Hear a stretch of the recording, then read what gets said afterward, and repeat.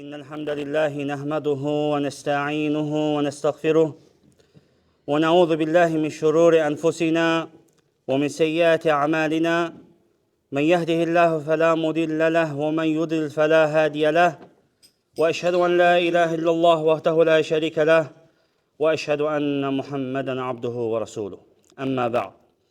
Əziz və dəyərli olan qardaşlar, İlk növbədə hamınızı salamlayıram. Esselamu aleykum və rahmetullahi və barakatuh.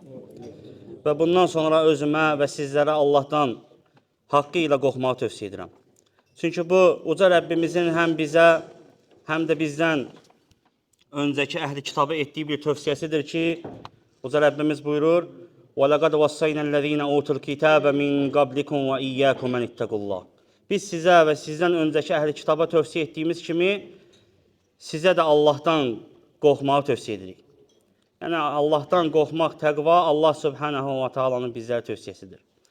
Və bundan sonra inşallah bu mübarək məclisimizdə Allahdan istəyirəm ki, Allah Subhanahu wa Ta'ala bizləri müvəffəq eləsin və bu məclisi xeyirli etsin, bərəkətli etsin, hər birimizə faydalanmağı nəsib etsin uca Rəbbimiz. Allahümə əmin. Və inşallah bu günlərim toxunacağımız mövzu elmin fəziləti haqqında qısa toxunacağıq və həmçinin bu elm yolunda öyrənmək, elm yoluna çıxmaq, Allahın dinindən gücümüz çatdığı qədər Allahın elmindən, dinindən öyrənməyin nə qədər fəzilətli olduğuna toxunacağıq və bu barədə İmam Məlikin Rahimahullahın Yəhyə İbn-i Yəhyə Əl-Leysi Rahiməllah etdiyi bir nəsiyyəti tövsiyə edəcəyik inşallah. Allahdan istəyirik ki, Allah bizləri müvəffəq eləsin. Allahümə əmin. Dəyərli qardaşlar, uca Allahın bəndələrinə göndərdiyi ən böyük nemətlərdən biri də elmdir. Həqiqətən Allah Subhanahu wa Ta'ala bizə verdiyi bu elm sayəsində biz zülmətlərdən nura çıxmışıq. Allah Subhanahu wa Ta'alanın bizə verdiyi elm sayəsində biz haqq olanı öyrənmişik, İslamı tapmışıq. Onun dinindən öyrəndiyimiz elm sayəsində biz bilmişik ki, şirk ən böyük zülümdür, ən böyük günahdır. Və həmçinin Allahın dinindən öyrənmişik ki, bidət zülümdür, zülmətdir, cəhənnəm odudur.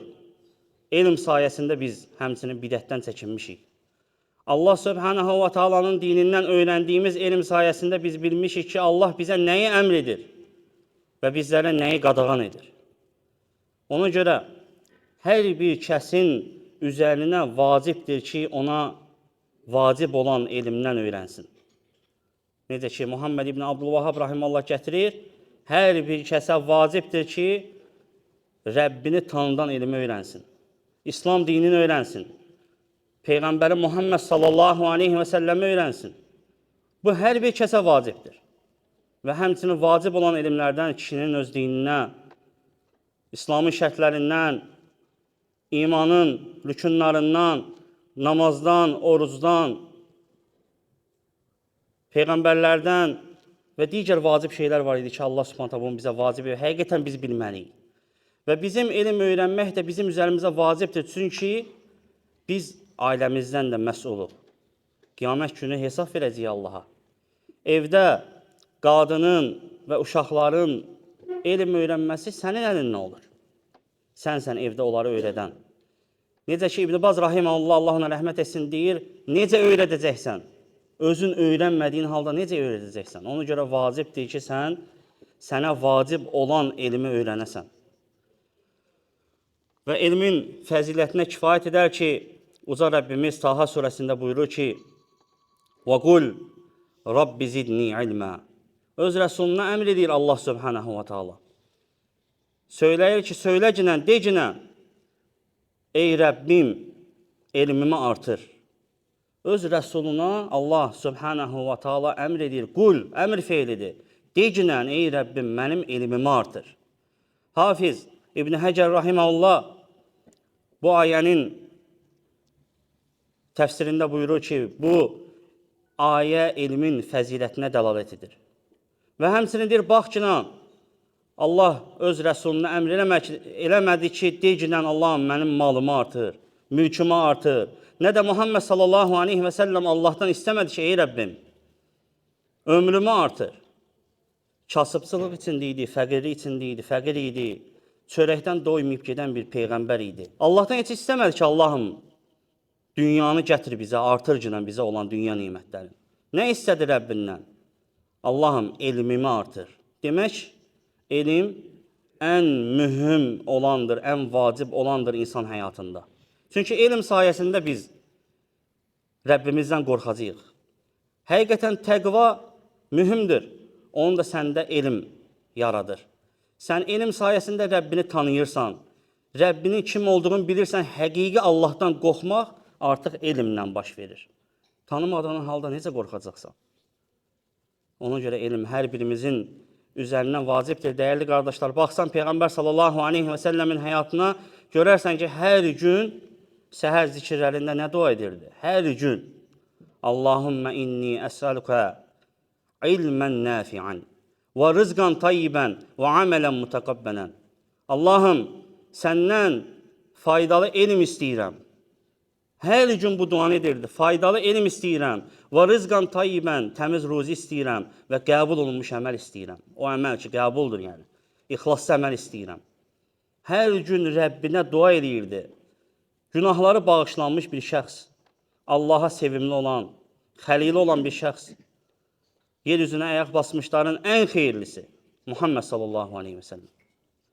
Alimlər deyir ki, bax ki, Allahdan rızqan tayyibən, yəni təmiz ruzini elmdən sonra istədi. İlk növbədə Allahdan istədi ki, Allah mənə faydalı elm ver. Demək, qardaşlar, Muhammed sallallahu aleyhi və səlləm də bizlər üçün gözəl örnəkdir ki, biz də ona baxıb, biz də Rəbbimizdən istəyəcəyik ki, Allahım bizə faydalı elm əta elə. Çünki sənə, mənə, bizlərə hamımıza vacib olan elmdir. Bizi qurtaran da o olacaqdır. Faydalı elm qurtaracaq. Və həmçinin səhih hədisdə baxsan, Allah Resulü Muhammed sallallahu aleyhi və səlləm Buxari və Müslimin ittifaq etdiyi səhih hədisdə gəlir ki, Allah Resulü buyurur ki, elmin misalına, fəzilətinə Allahın mənimlə göndərdiyi hidayət və elmin misalı yerə yağan bol yağışın misalı kimidir. O yerin bir hissəsi münbit idi. Suyu qəbul etdiyi bol ot və bitki bitirdi. Görün, Allah Resulü necə misal çəkir, sallallahu aleyhi və səlləm. Bir hissəsi isə quraq idi. Suyu özündə saxladı və Allah onunla insanlara fayda verdi. Belə ki, insanlar o sudan həm özləri içdilər, həm heyvanları suvardılar, həm də əkin əkdilər. Yağış yerin digər bir hissəsinə də yağdı ki, o hissə düzənli idi, deyir Allah Rəsulü. Nə suyu özündə saxladı, nə də ki, ot bitirdi. Yəni, o yağış yağan o həmin torpaqdan heç bir fayda olmadı. Nə özünə, nə də ki, digərlərinə. Sonra Allah Rəsulü deyir ki, baxın, budur Allahın dinini fəqih halda, dinini dərindən qavrayan, Allahın mənimlə göndərdiyi elmdən faydalanan, həm öyrəndi özü, həm də öyrədən kimsənin misalıdır. Buna elmlə başını qaldırıb baxmayan, təkəbbür göstərən və Allahın mənimlə göndərdiyi hidayətini qəbul etməyən kimsənin misalıdır. Yəni, Allah hansı ki o torpağa yağış göndərdi, orada bitki də bitdi və həmçinin heyvanlar da suvarıldı. Lakin bir torpağa da yağış gəldi, ondan heç bir fayda olmadı. Allah deyir ki, yəni bu elm belədir. Kimisi məndən öyrənəcək, öyrədəcək, kimisi də təkəbbürlük göstərəcək, heç nə öyrənməyəcək. Baxsan, görərsən ki, Muhammed sallallahu aleyhi və səlləm Əli radiyallahu anhunu döyüşə göndərəndə nə nəsiyyət edir, qardaşlar? La ilahə illallah deyəni öldürmə deyir. Əgər kimsə la ilahə illallah desə, ey Əli, dəymə ona. Hətta Peyğəmbər sallallahu aleyhi və səlləm deyir ki, ey Əli, Allahın sənin vasitənlə tək bir kişini hidayətə çatdırması sənin üçün qırmızı dəvələrə sahib olmaqdan daha xeyirlidir. Görün nə deyir? Sənin üçün bir nəfər hidayət olsa, bu qırmızı dəvələrdən daha xeyirlidir. Həqiqətən bu da elmlə olur, qardaşlar. Birinci özümüz öyrənəcəyik Allahın dinindən, sonra da insanlara öyrədəcəyik. Öyrətməyimiz bizə dünya və onun içindəki hər bir şeydən xeyirlidir. Hər bir şeydən xeyirlidir. Şeyx Rabi, Allah ona rəhmət etsin, söyləyir ki, elm asan deyildir. Elmin məqamı ucadır. Peyğəmbərlərin mirasıdır. Elmi daşıyanlar isə peyğəmbərlərin varisləridir, deyir Şeyx Rahimullah. Elmin məqamı ucadır, qardaşlar.